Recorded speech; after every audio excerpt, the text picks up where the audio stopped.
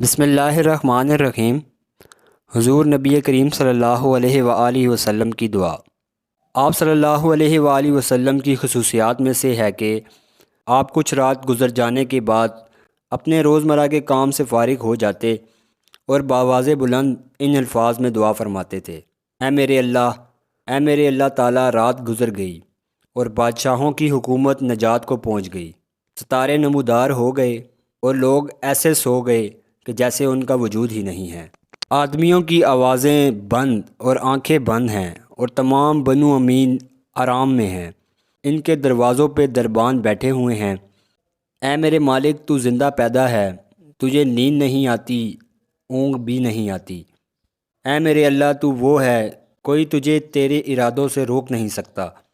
جو تجھے پکارتا ہے تو اس پہ خزانوں کے منہ کھول دیتا ہے۔